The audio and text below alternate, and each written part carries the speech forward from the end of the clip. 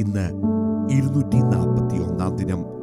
1 ശമൂവേൽ 5 അധ്യായം, യെശയ്യാവ് 57 അധ്യായവും എസ്തർ 3 അധ്യായവും വായിക്കാം. 1 ശമൂവേൽ 5 അധ്യായം. ഫിലിസ്ത്യർ ദൈവത്തിന്റെ പെട്ടകം എടുത്ത് അതിനെ എബനേസറിൽ നിന്ന് അസ്തോദിലേക്ക് കൊണ്ടുപോയി. ഫിലിസ്ത്യർ ദൈവത്തിന്റെ പെട്ടകം എടുത്ത് ദാഗോന്റെ ക്ഷേത്രത്തിൽ കൊണ്ടുചെന്ന് ദാഗോന്റെ അരികെ വെച്ചു. പിറ്റേന്നാൾ രാവിലെ അസ്തോദ്യർ എഴുന്നേറ്റപ്പോൾ ദാഗോൻ യഹോവയുടെ പെട്ടകത്തിന്റെ മുമ്പിൽ കവിണ്ണു വീണ് കിടക്കുന്നത് കണ്ടു. അവർ ദാഗോനെ എടുത്തു വീണ്ടും അവന്റെ സ്ഥാനത്ത് നിർത്തി. പിറ്റേന്നാൾ രാവിലെ അവർ എഴുന്നേറ്റപ്പോൾ ദാഗോൻ യഹോവയുടെ പെട്ടകത്തിന്റെ മുമ്പിൽ കവിണ്ണു വീണ് കിടക്കുന്നത് കണ്ടു. ദാഗോന്റെ തലയും അവന്റെ കൈപ്പത്തികളും ഉമ്മരപ്പടിമേൽ മുറിഞ്ഞു കിടന്നു. ദാഗോന്റെ ഉടൽ മാത്രം ശേഷിച്ചിരുന്നു. അതുകൊണ്ട് ദാഗോന്റെ പുരോഹിതന്മാരും ദാഗോന്റെ ക്ഷേത്രത്തിൽ കടക്കുന്നവരും അസ്തോദിൽ ദാഗോന്റെ ഉമ്മരപ്പടിമേൽ ഇന്നും ചവിട്ടുമാറില്ല. എന്നാൽ യഹോവയുടെ കൈ അസ്തോദ്യരുടെ മേൽ ഭാരമായിരുന്നു. അവൻ അവരെ ശൂന്യമാക്കി. അസ്തോദിലും അതിന്റെ അതിരുകളിലും ഉള്ളവരെ മൂലരോഗത്താൽ ബാധിച്ചു. അങ്ങനെ ഭവിച്ചത് അസ്തോദ്യർ കണ്ടിട്ട്, ഇസ്രായേലിന്റെ ദൈവത്തിന്റെ പെട്ടകം നമ്മുടെ അടുക്കൽ ഇരിക്കരുത്, അവന്റെ കൈ നമ്മുടെ മേലും നമ്മുടെ ദേവനായ ദാഗോന്റെ മേലും കഠിനമായിരിക്കുന്നുവല്ലോ എന്ന് പറഞ്ഞു. അവർ ആളയച്ച് ഫെലിസ്ത്യരുടെ സകല പ്രഭുക്കന്മാരെയും വിളിച്ചുകൂട്ടി. ഇസ്രായേലിന്റെ ദൈവത്തിന്റെ പെട്ടകം സംബന്ധിച്ച് നാം എന്ത് ചെയ്യേണ്ടു എന്ന് ചോദിച്ചു. അതിന് അവർ, ഇസ്രായേലിന്റെ ദൈവത്തിന്റെ പെട്ടകം ഗത്തിലേക്ക് കൊണ്ടുപോകട്ടെ എന്ന് പറഞ്ഞു. അങ്ങനെ അവർ ഇസ്രായേലിന്റെ ദൈവത്തിന്റെ പെട്ടകം കൊണ്ടുപോയി. അവർ അത് കൊണ്ടുചെന്ന ശേഷം ഏറ്റവും വലിയൊരു പരിഭ്രമം ഉണ്ടാകത്തക്കവണ്ണം യഹോവയുടെ കൈ ആ പട്ടണത്തിന് വിരോധമായി തീർന്നു. അവൻ പട്ടണക്കാരെ ആബാലവൃത്തം ബാധിച്ചു. അവർക്കും മൂലരോഗം തുടങ്ങി. അതുകൊണ്ട് അവർ ദൈവത്തിന്റെ പെട്ടകം എക്രോണിലേക്ക് കൊടുത്തയച്ചു. ദൈവത്തിന്റെ പെട്ടകം എക്രോണിൽ എത്തിയപ്പോൾ എക്രോന്യർ, നമ്മെയും നമുക്കുള്ളവരെയും കൊല്ലുവാൻ അവർ ഇസ്രായേലുടെ ദൈവത്തിന്റെ പെട്ടകം നമ്മുടെ അടുക്കൽ കൊണ്ടുവന്നിരിക്കുന്നു എന്ന് പറഞ്ഞ് നിലവിളിച്ചു. അവർ ആളയച്ച് ഫിലിസ്ത്യരുടെ സകല പ്രഭുക്കന്മാരെയും കൂട്ടിവരുത്തി. ഇസ്രായേലുടെ ദൈവത്തിന്റെ പെട്ടകം നമ്മെയും നമ്മുടെ ജനത്തെയും കൊല്ലാതിരിക്കേണ്ടതിന് അതിനെ വിട്ടയച്ചു കളയണം. അത് വീണ്ടും അതിന്റെ സ്ഥലത്തേക്ക് പോകട്ടെ എന്ന് പറഞ്ഞു. ആ പട്ടണത്തിലെങ്ങും മരണകരമായ പരിഭ്രമമുണ്ടായി. ദൈവത്തിന്റെ കൈ അവിടെയും അതിഭാരമായിരുന്നു. മരിക്കാതിരുന്നവർ മൂലരോഗത്താൽ ബാധിതരായി. പട്ടണത്തിലെ നിലവിളി ആകാശത്തിൽ കയറി. യെശയ്യാവ് 57. നീതിമാൻ നശിക്കുന്നു, ആരും അത് ഗണ്യമാക്കുന്നില്ല. ഭക്തന്മാരും കഴിഞ്ഞു പോകുന്നു. നീതിമാൻ അനർത്ഥത്തിന് മുമ്പേ കഴിഞ്ഞു പോകുന്നുവെന്ന് ആരും ഗ്രഹിക്കുന്നില്ല. അവൻ സമാധാനത്തിലേക്ക് പ്രവേശിക്കുന്നു. നേരായി നടക്കുന്നവരൊക്കെയും താന്താന്റെ കിടക്കയിൽ വിശ്രാമം പ്രാപിക്കുന്നു. ക്ഷുദ്രക്കാരത്തിയുടെ മക്കളെ, വ്യഭിചാരിയുടെയും വേശ്യയുടെയും സന്തതിയെ, ഇങ്ങോട്ട് അടുത്തു വരുവീൻ. നിങ്ങൾ ആരെയാകുന്നു കളിയാക്കുന്നത്? ആരുടെ നേരെയാകുന്നു നിങ്ങൾ വായ് പിളർന്ന് നാക്കു നീട്ടുന്നത്? നിങ്ങൾ അതിക്രമക്കാരും വ്യാജസന്തതിയുമല്ലോ. നിങ്ങൾ കരുവേലകങ്ങൾക്കരികത്തും ഓരോ പച്ചമരത്തിൻ കീഴിലും ജ്വലിച്ചു. പാറപ്പിളർപ്പുകൾക്ക് താഴെ തോട്ടുവക്കത്ത് വെച്ച് കുഞ്ഞുങ്ങളെ അറുക്കുന്നുവല്ലോ. തോട്ടിലെ മിനുസമുള്ള കല്ല് നിന്റെ പങ്ക്, അത് തന്നെ നിന്റെ ഓഹരി. അതിനല്ലോ നീ പാനീയ ബലി പകർന്ന് ഭോജന ബലി അർപ്പിച്ചിരിക്കുന്നത്. ഈ വക കണ്ടിട്ട് ഞാൻ ക്ഷമിച്ചിരിക്കുമോ? പൊക്കവും ഉയരവും ഉള്ള മലയിൽ നീ നിന്റെ കിടക്ക വിരിച്ചിരിക്കുന്നു. അവിടേക്ക് തന്നെ നീ ബലി കഴിപ്പാൻ കയറി ചെന്നു.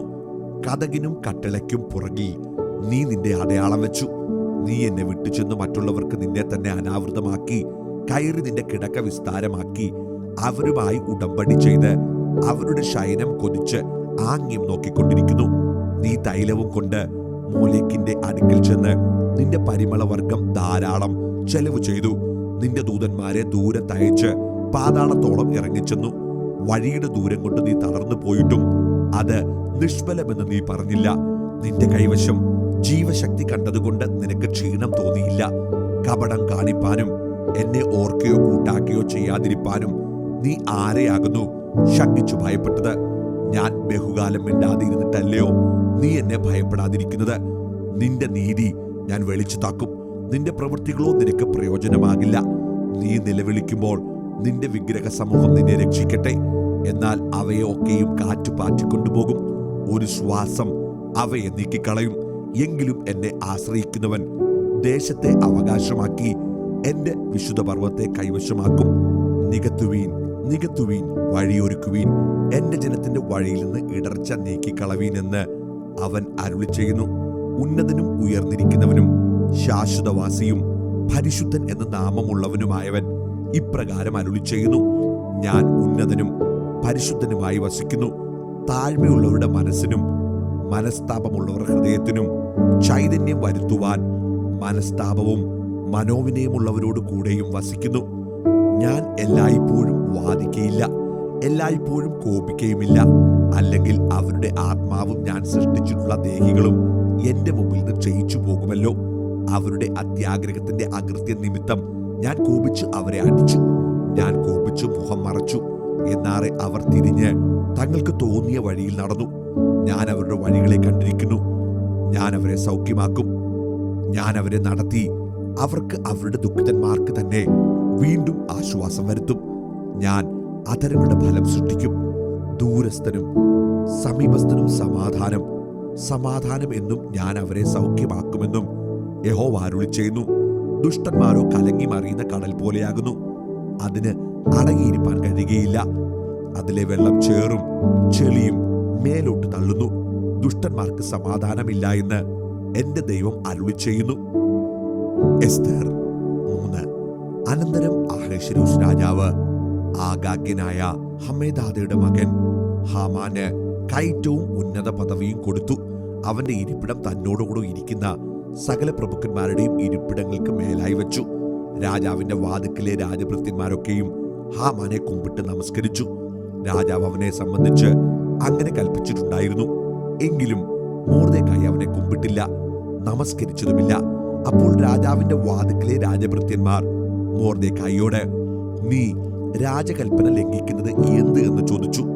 അവർ ഇങ്ങനെ ദിവസം പ്രതി അവനോട് പറഞ്ഞിട്ടും അവൻ അവരുടെ വാക്ക് കേൾക്കാതിരുന്നതിനാൽ മൊർദെഖായിയുടെ പെരുമാറ്റം നിലനിൽക്കുമോ എന്ന് കാണേണ്ടതിന് അവർ അത് ഹാമാനോട് അറിയിച്ചു. താൻ യഹൂദനെന്ന് അവൻ അവരോട് പറഞ്ഞിട്ടുണ്ടായിരുന്നു. മൊർദെഖായി തന്നെ കുമ്പിട്ട് നമസ്കരിക്കുന്നില്ലെന്ന് കണ്ടിട്ട് ഹാമാൻ കോപം കൊണ്ട് നിറഞ്ഞു. എന്നാൽ മൊർദെഖായിയെ മാത്രം കയ്യേറ്റം ചെയ്യുന്നത് അവന് പുച്ഛകാര്യമായി തോന്നി. മൊർദെഖായിയുടെ ജാതി ഇന്നതെന്ന് അവന് അറിവ് കിട്ടിയിട്ടുണ്ടായിരുന്നു. അതുകൊണ്ട് അഹശ്വേരോശിന്റെ രാജ്യത്തെല്ലായിടവും ഉള്ള മൊർദെഖായിയുടെ ജാതിക്കാരായ യഹൂദന്മാരെയൊക്കെയും നശിപ്പിക്കേണ്ടതിന് ഹാമാൻ തരമന്വേഷിച്ചു. അഹശ്വേരോശ് രാജാവിന്റെ 12-ാം ആണ്ടിൽ നീസാൻ മാസമായ 1-ാം മാസത്തിൽ അവർ ആദാർ എന്ന 12-ാം മാസം വരെയുള്ള ഓരോ ദിവസത്തെയും ഓരോ മാസത്തെയും കുറിച്ച് ഹാമാന്റെ മുമ്പിൽ വെച്ച് പൂര് എന്ന ചീട്ടിട്ട് നോക്കി. പിന്നെ ഹാമാൻ അഹശ്വേരോശ് രാജാവിനോട്, നിന്റെ രാജ്യത്തിലെ സകല സംസ്ഥാനങ്ങളിലുമുള്ള ജാതികളുടെ ഇടയിൽ ഒരു ജാതി ചിന്നിച്ചിതറിക്കിടക്കുന്നു. അവരുടെ ന്യായപ്രമാണങ്ങൾ മറ്റുള്ള സകല ജാതികളുടേതിനോടും വ്യത്യാസപ്പെട്ടിരിക്കുന്നു. അവർ രാജാവിന്റെ പ്രമാണങ്ങളെ അനുസരിക്കുന്നതുമില്ല. അതുകൊണ്ട് അവരെ അങ്ങനെ വിടുന്നത് രാജാവിന് യോഗ്യമല്ല. രാജാവിന് സമ്മതമുണ്ടെങ്കിൽ അവരെ നശിപ്പിക്കേണ്ടതിന് സന്ദേശം എഴുതി അയക്കണം. എന്നാൽ ഞാൻ കാര്യവിചാരകന്മാരുടെ കയ്യിൽ 10,000 താലന്ത് വെള്ളി രാജാവിന്റെ ഭണ്ഡാരത്തിലേക്ക് കൊടുത്തയക്കാം എന്ന് പറഞ്ഞു. അപ്പോൾ രാജാവ് തന്റെ മോതിരം കയ്യിൽ നിന്ന് ഊരി ആഗാഗ്യനായ ഹമ്മദാദയുടെ മകനായ യഹൂദന്മാരുടെ ശത്രുവായ ഹാമാന് കൊടുത്തു. രാജാവ് ഹാമാനോട്, ഞാൻ ആ വെള്ളിയെയും ആ ജാതിയെയും നിനക്ക് ദാനം ചെയ്യുന്നു, ഇഷ്ടം പോലെ ചെയ്തുകൊള്ളുക എന്ന് പറഞ്ഞു. അങ്ങനെ 1-ാം മാസം 13-ാം തീയതി രാജാവിന്റെ രായസക്കാരെ വിളിച്ചു. ഹാമാൻ കൽപ്പിച്ചതുപോലെയൊക്കെയും അവർ രാജപ്രതിനിധികൾക്കും ഓരോ സംസ്ഥാനത്തിലെ ദേശാധിപതികൾക്കും അതത് ജനത്തിന്റെ പ്രഭുക്കന്മാർക്കും അതത് സംസ്ഥാനത്തിലേക്ക് അവിടെ അക്ഷരത്തിലും അതത് ജനത്തിനും അവരുടെ ഭാഷയിലും എഴുതി. അഹശ്വേരോശ് രാജാവിന്റെ നാമത്തിൽ അതെഴുതി രാജമോതിരം കൊണ്ട് മുദ്രയിട്ടു. ആദാർ മാസമായ 12-ാം മാസം 13-ാം തീയതി തന്നെ സകല യഹൂദന്മാരെയും ആബാലവൃദ്ധം കുഞ്ഞുങ്ങളെയും സ്ത്രീകളെയും കൂടെ നശിപ്പിച്ച് കൊന്നുമുടിക്കുകയും അവരുടെ വസ്തുവക കൊള്ളയിടുകയും ചെയ്യുമെന്ന് രാജാവിന്റെ സകല സംസ്ഥാനങ്ങളിലേക്കും അഞ്ചൽക്കാർ വശം എഴുത്തയച്ചു. അന്നത്തേക്ക് ഒരുങ്ങിയിരിക്കണമെന്ന് സകല ജാതികൾക്കും പരസ്യം ചെയ്യേണ്ടതിന് കൊടുത്ത തീർപ്പിന്റെ പകർപ്പ് ഓരോ സംസ്ഥാനത്തിലും പ്രസിദ്ധമാക്കി. അഞ്ചൽക്കാർ രാജകൽപ്പന പ്രമാണിച്ച് ക്ഷണത്തിൽ പുറപ്പെട്ടുപോയി. ശൂഷൻ രാജധാനിയിലും ആ തീർപ്പ് പരസ്യം ചെയ്തു. രാജാവും ഹാമാനും കുടിപ്പാനിരുന്നു. ശൂഷൻ പട്ടണമോ കലങ്ങിപ്പോയി.